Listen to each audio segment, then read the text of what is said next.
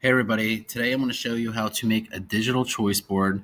Now choice boards are something I've been using for the past couple of years because every semester I have a kid that comes up and says, what can I do to get my grade up? Things like that. So having a choice board at the beginning of the year and throughout the year will eliminate those types of questions. It provides some enrichment and some extra credit if you choose to make it extra credit for your students. So let's take a look at the one that I've created for my sixth grade class. This is from Unit 3. I'm going to present here. All right, so a lot of this is taken from images straight from the internet.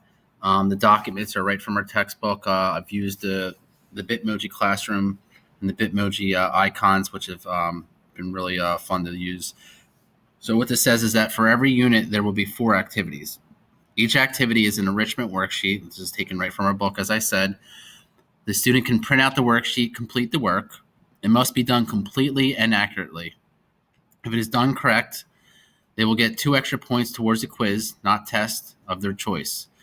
If you did it incorrectly, I will mark the ones wrong, return it to you, and you can submit it again until it's done right. I also will not help with the worksheets. This is all on them. So this is how it works. What I usually do is copy and paste what I'm making here. Made it rather simple, all right, because it is digital. And then on the next slide is the 4 activities. Now you can obviously do as many activities as you want. You can either provide it as enrichment. It can work for any grade level, especially in the way that we're interacting with our students currently. So if I click on this activity, you see there's a hyperlink. This will bring them right to a Google Doc that I've edited. I try to provide space where they can, either they obviously can type it out or you can put in a text box for each answer. In math, I prefer that they type it out or they print it out and then do the work because a lot of work may need to be shown. However, in other subjects, it may not be necessary. And I'll go ahead and show you how to create one of these from scratch, okay? So let's go back here, exit out of this. As I said, it's probably best to create one on a Google document or a Google slide of some sort, since most of our students nowadays are using Google Chromebooks. All right, so what we're going to do is get us a nice, fresh Google slide here. I'm hoping that my computer will keep up the pace. So just please be patient and bear with me here. Okay.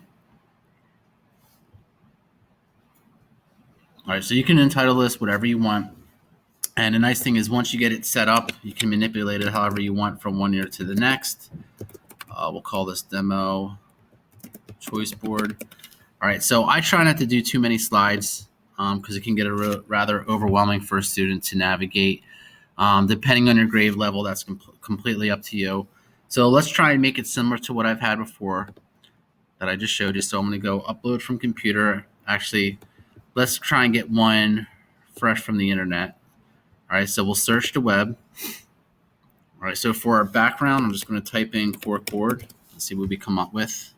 All right, and here you go. This is almost exact what I have. So we'll click on that. We'll hit insert.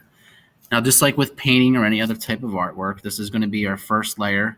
But in the event that something gets moved around or whatever, I can easily show you how to bring that to the back. I'm going to incorporate my Bitmoji, all right, which you see here. I'm wondering if you don't have that, you can either use a picture of yourself or any type of cartoon image or whatever you want. So if you do have the Bitmoji, you click on that. We'll just do this one where I'm thinking. Right click, copy image. We'll come over here and then paste it. All right, so we're going to paste that image, and you'll see it's nice and transparent.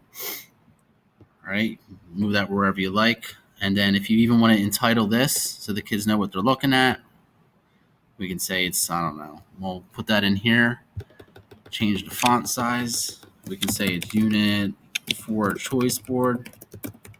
Obviously, you can mess around with that, create a border. Let's say if we want to put a border, we can change the border weight. All right. And then let's say we want to get one of those nice cartoon bubbles so it looks like I'm speaking to the actual kids, which is always fun. All right, so we're just going to do, some of these you may just have to mess around with. So I'll type in cartoon bubble. See if that works. All right, we got a bunch of different ones. So let's pick this. We want to pick this one. Hopefully it's transparent. All right, now let's just say that you decide, and we can resize this, right? Just like everything else, all our other images here. You can easily resize this, put it right there. You can see it's over top, all right? Because remember, we're layering this. We can click on this. So if that's highlighted, we can move this over this way. Hopefully these are all things that you know already. Now, in the event that you want to change the way this is pointing, make sure that it's highlighted with this text box. We'll go to arrange.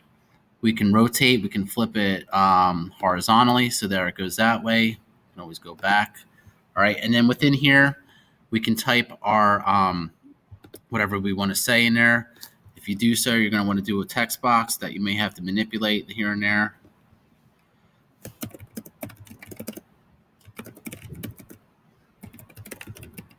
All right, so something like that. And then what I like to do, so we don't have to go through the whole process of creating that background and all that, we'll just duplicate the slide. All right, and then now we're on the slide 2. We can get rid of all this other stuff that we just made, right? These other text boxes.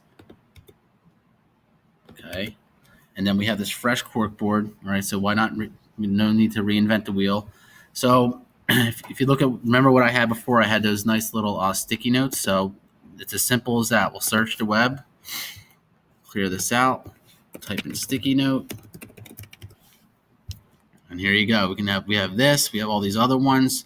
All right, so this one looks cool. Usually the first one's our best one. All right, nice and transparent again. So we'll resize this. And remember, we're layering it right on top of one another. All right, so you can always change the order of how they're layered. Okay, and then what we'll do is we'll include some type of font. So let's say it's math work. We'll change it this time. So what I want to do now is, let's say I want to go into an existing document. So if you bear with me, I'm going to go over to my Google Drive, and I want to look up one of those documents that I've used for other classes. All right, I try to stay as organized as I can, as you'll see. All right, so what I want to do is click on, as we bring this up, I go on my 6th grade math.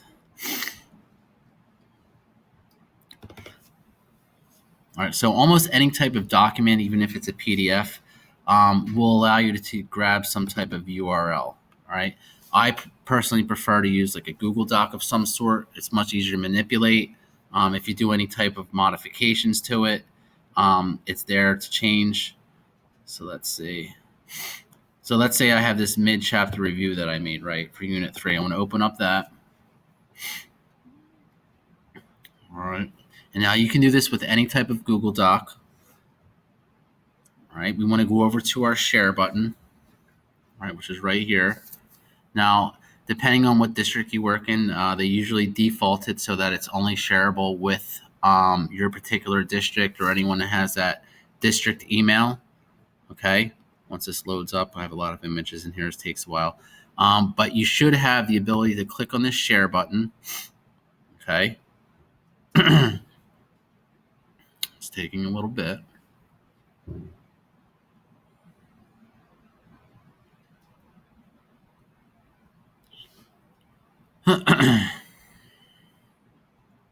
This is the point where you fast forward.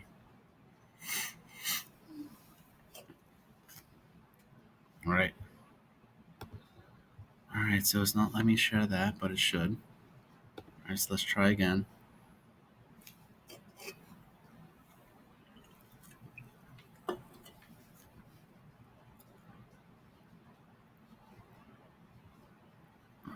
All right, so I have all these people that I've shared with. What I want to do is I want to change this. I'm going to copy the link. All right, but we also want to make it shareable to anyone. All right, so you can keep it within your school district. I usually make it with anyone with the link. Right, it all depends on what your settings are for the school, but I copied this link here. All right, what I want to do is go back to that demo board, that demo choice board that we did. You're going to highlight wherever you want to insert that hyperlink. All right, so I want to go to insert. I'm going to go to link. All right here, I plug that in. All right, and you can do this as many times as you want with all different documents. All right, you may have to rewind. I apologize for the slowness on that portion of the video. And then once again, if you want to just copy what you have here rather than go back and then Control V, and then boom, it's right on top of it. You can move it over here. You can do that as many times as you want. You can put all different images in. Like if you want to put I don't know if you saw what the other one I had. I said a pencil or whatever. It's it brings you right to the search bar over here. Click on that. You go into insert. You'll have to resize it. Right now, I'm glad this happened. So you can see that this is not transparent. So I'm probably not going to want to work with that. So I want to get rid of that. So if I go into search again, I have pencil. But if you do transparent, all right, let's see how that works. All right, so we get this little cartoon pencil, which actually looks a little cooler than the one before. And if you see, it is transparent, all right, so that's an easy fix if you're having issues.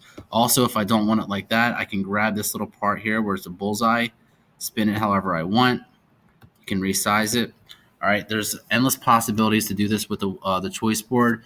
And then what I do is once I've developed this, and manipulated it however you want, you do have it from one year to the next. So in the event that you do have a physical choice board in your room, you can have that, but also back it up by having this digital one that you can post in your Google Classroom that works great.